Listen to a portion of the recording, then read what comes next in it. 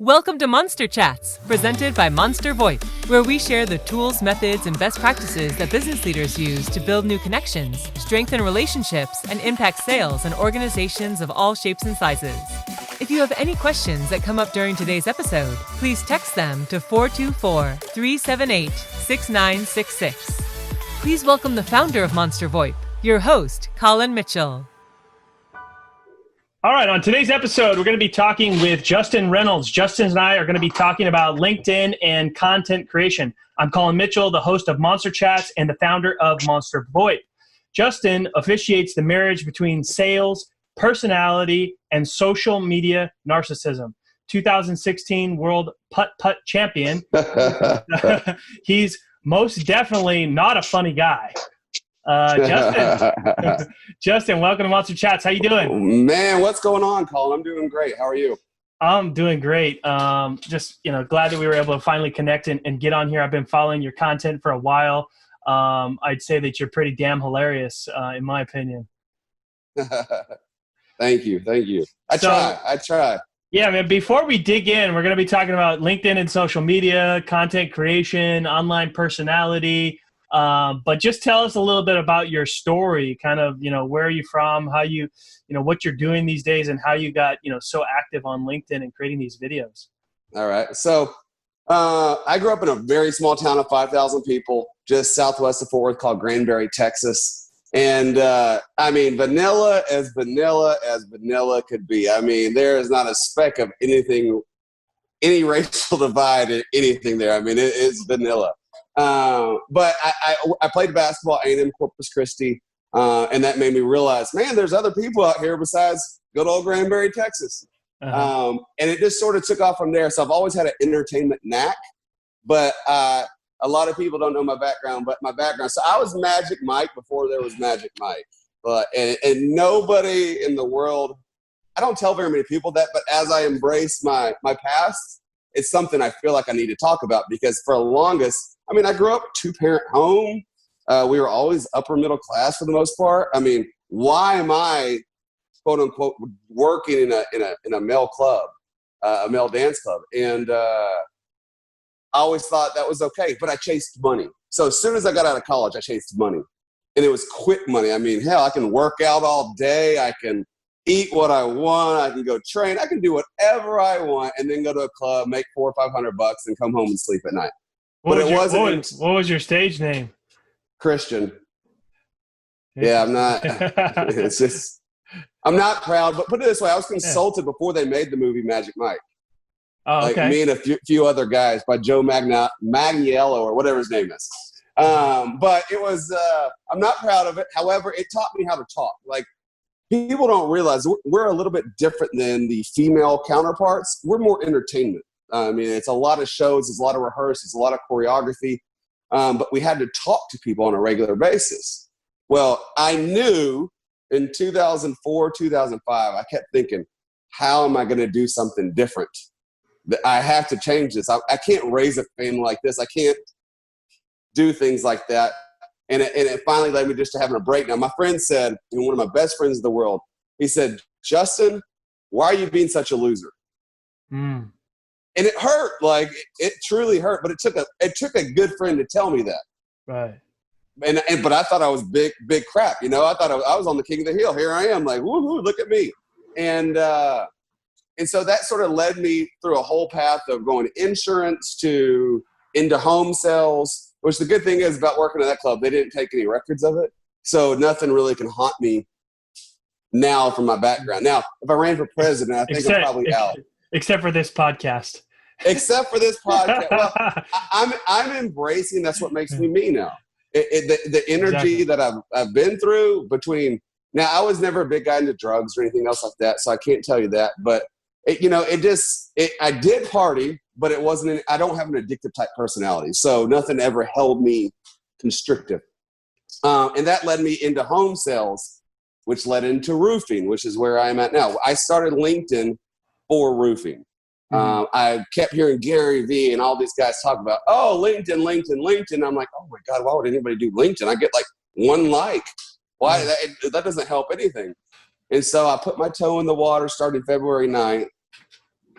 And it sort of snowballed into this whole thing that it just keeps evolving. Like it's evolved into now I'm starting my own podcast in 2 weeks, and I've had people that are Olympic gold medalists and to MLB pitchers to, let me see here, to Lauren Godwin, who has 19.4 million followers on TikTok. Like, it's just evolved. Like, I don't know what's going on. So, and I add that, and why do I say all this stuff like it's evolving? Most people don't know my background. So I had a brain tumor 2016, had to learn to walk, had to learn to talk, had to do all that stuff again. And I think that has made me to the point now where I don't care. Like, I just don't care getting in front of a camera, whether it's me filming, whether it's me talking to you. It's just a conversation. It's just people having fun and getting to know each other. And I think that translates with some of the way I do LinkedIn. I want the people to feel like I'm actually talking to them. And how freeing is it to be able to get in front of a camera and just show up as you are, where you are, even talking about your past that you're maybe not that proud about, right? Right. So, and it's just kind of leading as an example to those people that are, maybe scared to get in front of the camera, nervous, don't know how to get started, and shows them that, like, hey, just show up and be your authentic self and things happen. People appreciate that. And it really does establish trust in your brand and you by just showing up as your authentic self. Man, man, that is so true. Because what people don't get is walking around with that weight or bondage of your past, like, oh my God, someone's going to find out. I'm a big church guy, which is weird because of my past. But I would still go to church the following Sunday after work and Saturday night. I felt like there was nothing wrong with it. And I wouldn't tell anybody what I did. Anybody at the church knew me as a personal trainer. That's what I told everybody and just kept it that way. So I didn't talk about it for probably 5 years after I quit. Is when I finally started opening up to people. And man, I just going, holy crap, I wish I would have done this a long time ago. Because talk about this, the foot took off my chest. And same thing with camera is, when I tried to fit someone else's mold, it didn't work. It didn't translate. It wasn't until I'm like, obviously from my videos, I like to cut up. I like to have fun. I like to scream. I like to yell. But that's when it translated. And I felt like that's when it connected with people, when they saw that. If you met me in real life, my neighbors would say the same thing. I'm the same off camera as I am on camera. Now, is that everybody's cup of tea? Of course not. Like, there's some people like, oh my God, he's so obnoxious. He's just so, but that's all right, right? We're not going to be everybody's cup of tea. Like, that's just life. Yeah. I've always been told if you're pissing people off, you're probably doing something right. Makes a lot of sense. As long as you're having fun, being yourself and being authentic, I think it's all good. But let's back up for a second. So from that moment that your good friend tells you, why are you being such a loser, which really hurt, as you expressed, how long before that was enough to get you to take some action and make some changes? About 5 months. Okay. 5 months is when I finally said, the owner of the club had a partnership in another company that was and they were only going to pay me $300 a week. And it was such a pride. I mean, here I am I was 25 at that point, 24 at that point, and you tell me I'm going to make $300 a week. And I was used to making that a night. But I knew if I was trying to play both, it wasn't going to work, because the ultimate guide towards the money and the path to money, the easy way, was going to keep taking me back. So what did I do? I cut off all my relationships with any of the guys there. And there were some people there that have more class than the president of the United States in them. There's some solid dudes in there that people would not give the time of day to, probably, if they met them on the real street and knew what their background is. But there's some solid guys in there. But I had to cut off my relationships.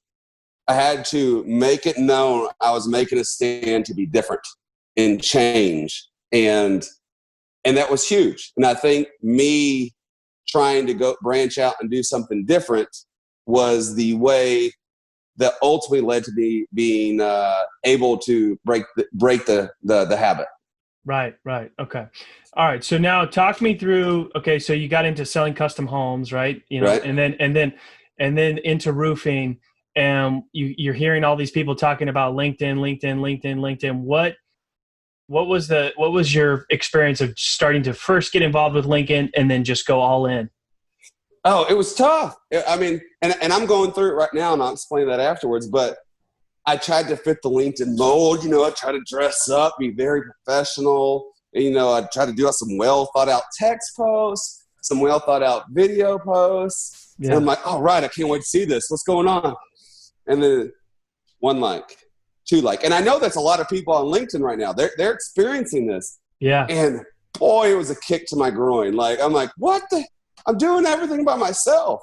I'm like, what's going on here? And it just never worked.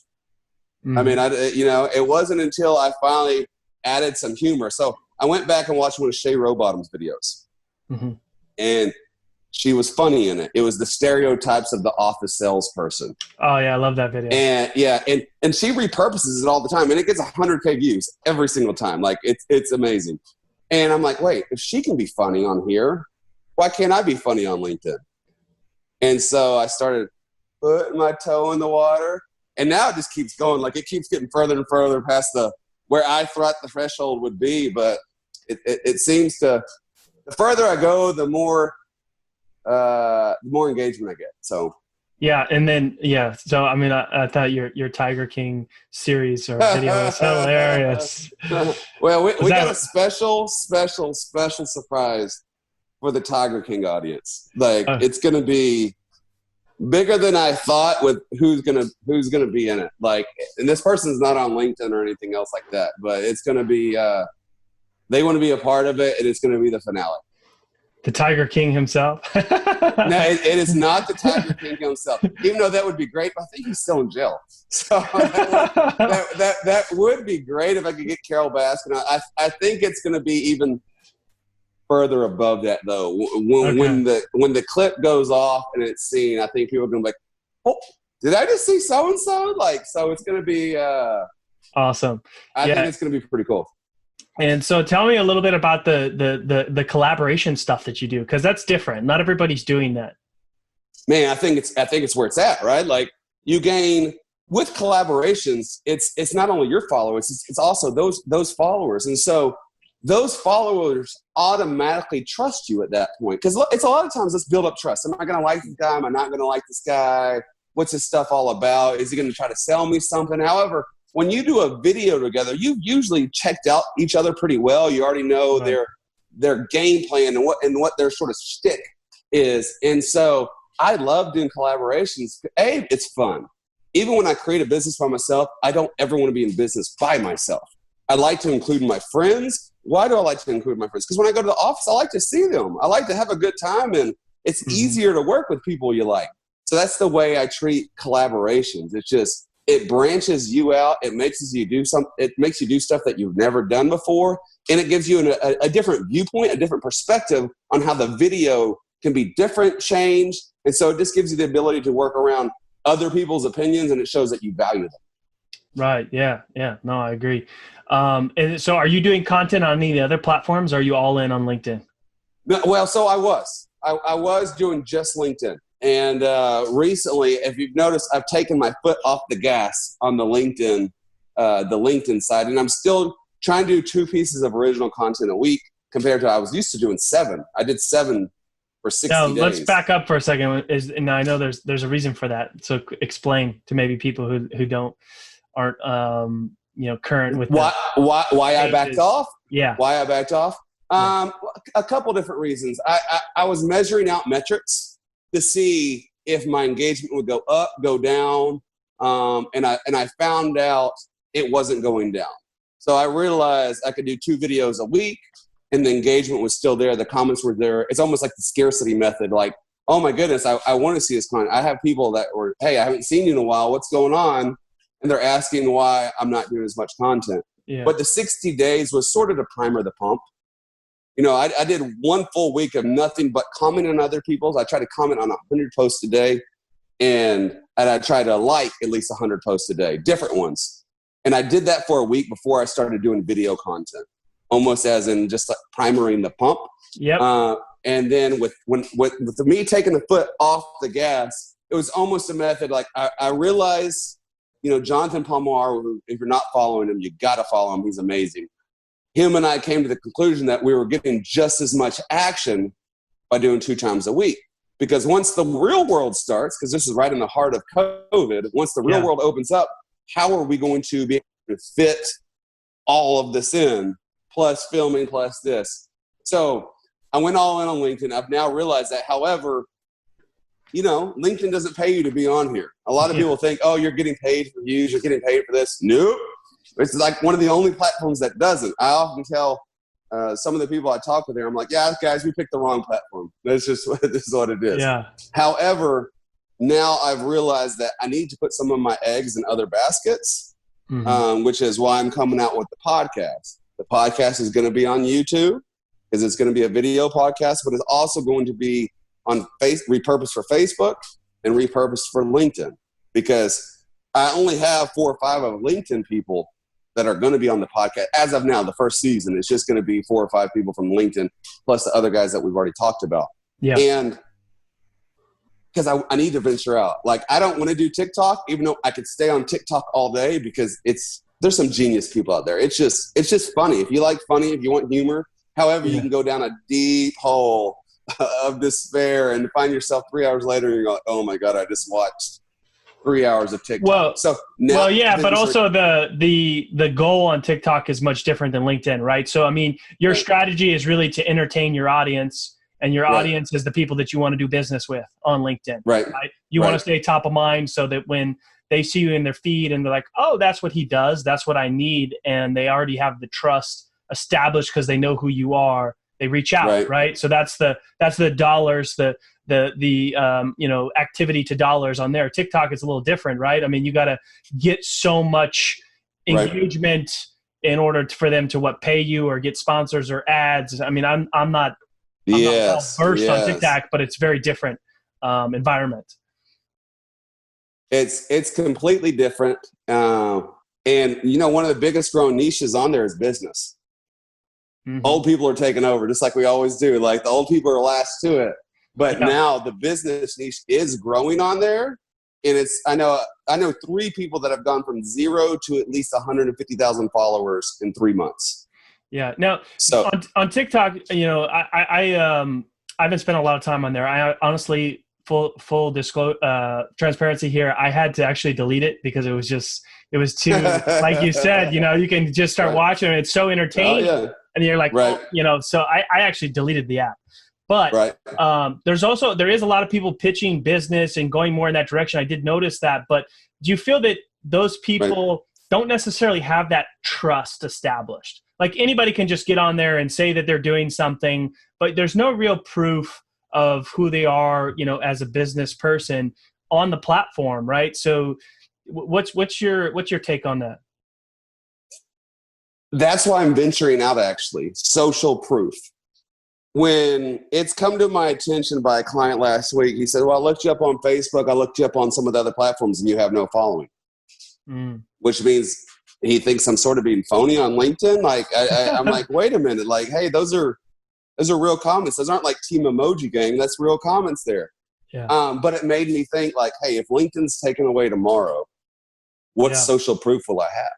Right. And so that's why I started venturing out to grow my other networks. Now, I was just talking about it today.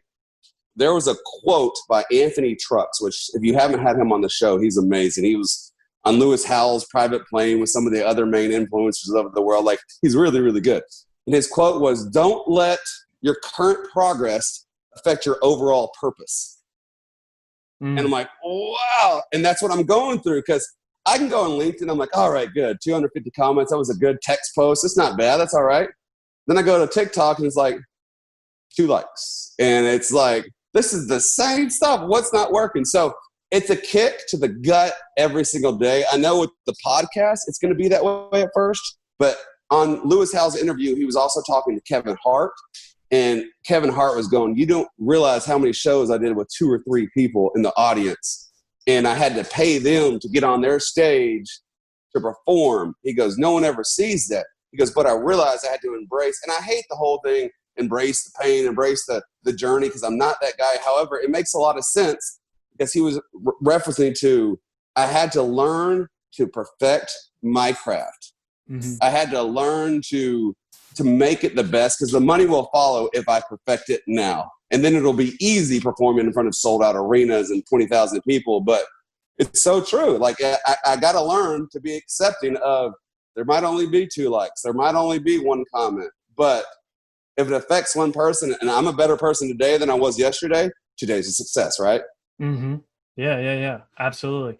So let's talk a little bit about your online personality, right? You kind of mentioned that who you are on those videos is pretty much who you are. You kind of, right. Tell me a little bit about that. I mean, is there people that, I think people think like, oh, he must have to create this online persona, right? And let's just kind of talk about that. Well, a lot of people say that. A lot of people, I have what I call fake ADD. I've been tested for ADD my whole life, and I always pass with flying colors. And I really call it's JIE. Justin is excited.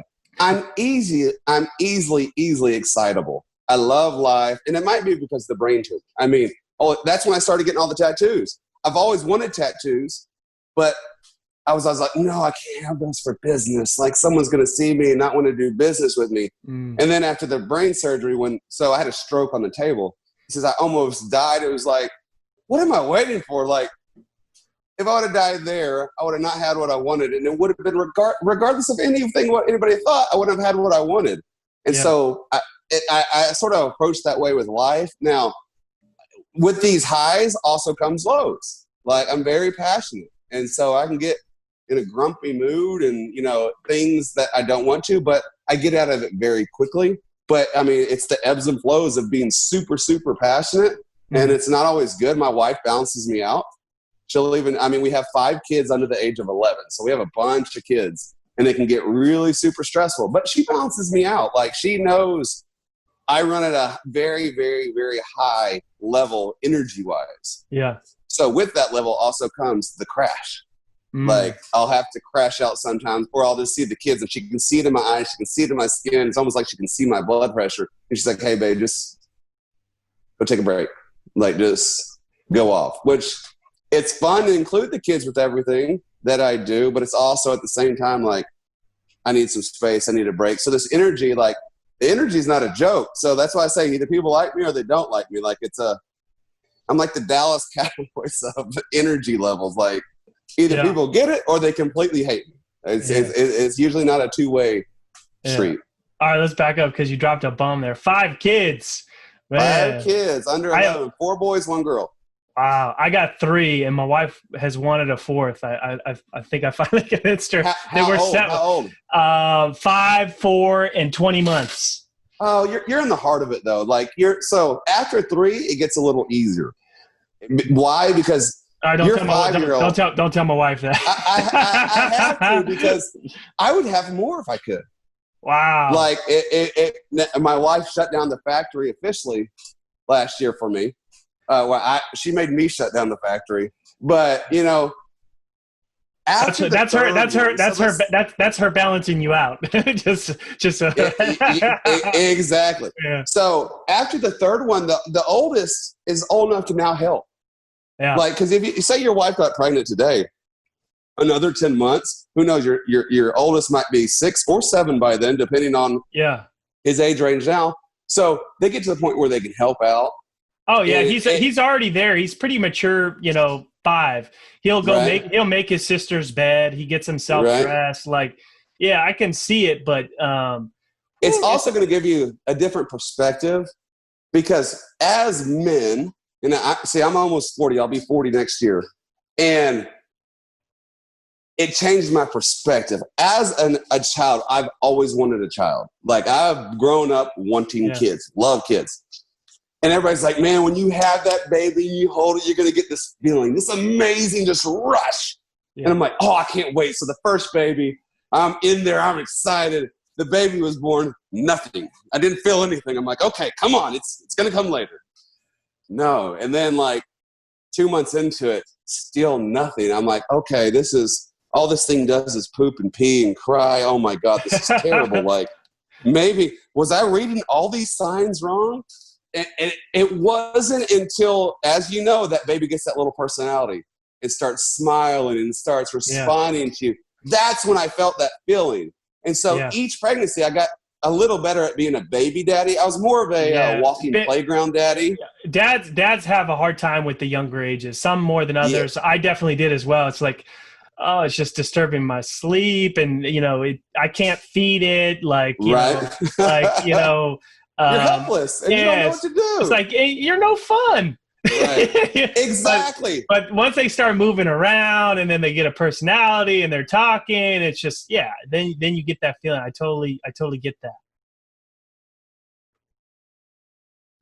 Right, and that's what I'm saying. For this perspective of having another one, you'll learn by now to appreciate those small, quiet moments. Mm-hmm. For our first two kids, we didn't go out to have dinner at all with anybody, because I'm like, no, we're going to disturb people. How rude is it to have babies in a restaurant crying? And, and so by the time we got to baby number 4, Mima and Peepaw, who live 6 doors down, would take the older 3, and we just have the baby. And I look at my wife, I'm like, oh, what do you want to do? You want to go to a movie? You want to go to a restaurant? Let's go on vacation. What are we going to do? Like, it's definitely a difference of maturity. I mean, I was a kid having babies at the beginning, and I was just not ready to handle it. So it gives you a different level of, when you hold them, you appreciate things a little more. When you bathe them, you appreciate a little more, which in the first few, I didn't appreciate crap, because it was work. Like, it was hard. Like, I didn't change poopy diapers probably for the first 2 babies. Oh, wow. No, I was over poop, man. I was over poop, brother. Like, it was. Do your kids get involved with your videos? Some of them. I've actually had to dial it back, because they were in. I saw Wednesdays we wear pink videos. They were always in those videos, and my wife had me dial it back a little bit, because there's some creeps on the internet, and we did a video at the pool, and she just didn't like. Now I try to cover up my daughter in her swimsuit. I'll put little things in front, but I mean, do they help you shoot, or kind of behind the scenes stuff? Do they get into that? Occasionally, like if you see some of you, they help a little bit. They'll do family dance parties in some of the videos. They might be able to help. They might be able to help you on TikTok. Well, and that's what we're trying to. So we have a couple friends on YouTube that have. One of them's Dude Perfect. Everybody knows of Dude Perfect. Well, they're our neighbors, and so we see. So they have young kids, and seeing them with how much they have to go around. Like, we don't ever see them anymore. Like, it's very rarely do we ever actually see them anymore. But I don't want my kids to base their value on likes or comments. Mm-hmm. And some of our other friends, we have another friend that has about 5 million followers, and their family all the kids are super involved. They wake up each morning and check the likes, check the comments. And I think that's an unhealthy projection for those kids, almost like a childlike star who suffers with the alcoholism, and because they feel the emptiness that they're not getting those likes, they're not getting those engagements, they're not getting the comments, so they don't feel their value. So I'm very leery of letting my kids play on social media, if that makes sense. Yeah, no, I get it. Wow, do you still live in the small town? No. Well, I still live in a small town, but I live in North Dallas now, a suburb called Prosper, Texas. Okay. And it's so Frisco's sort of the hub of everything. That's where the Dallas Cowboys facility is and all that stuff. We're about 10 minutes from the practice facility where the Cowboys are. Got it. Okay. All right. Hey, man, it's been awesome chatting on here. Really appreciate you hopping on. Before we let you go, just tell people where they can find you and where they can connect with you, and shit, if they need a roof, right? Hey, if y'all need commercial roofs, I'm there. I'll never serve the roof. It will be someone else, but I will make the phone call to you. But they can find me on TikTok at the Justin Reynolds, LinkedIn the same way, the Justin Reynolds. My podcast is going to be called I Used to Be Fresh, which is my hashtag. So if you want to follow that, but it rolls out in a couple of weeks. We have a bunch of big names already lined up, but now I got to figure out how to interview. Now I'm nervous as hell, because now I actually have to make it happen. So I'm sort of nervous now that the producer lined up people. And now I have to perform on my end. So, I appreciate you having me on. I love to be able to talk, love to share my story, and I think it's great what you do. Awesome. Thanks. If you're listening to the podcast, please subscribe, share with your friends, and give us your feedback. We're listening. The show is all about you. Thank you for tuning in for another episode of Monster Chats, presented by Monster VoIP, where we share the tools, methods, and best practices that business leaders use to build new connections, strengthen relationships, and impact sales in organizations of all shapes and sizes. If you have any questions from today's show and want to reach us directly, please text your question to 424-378-6966.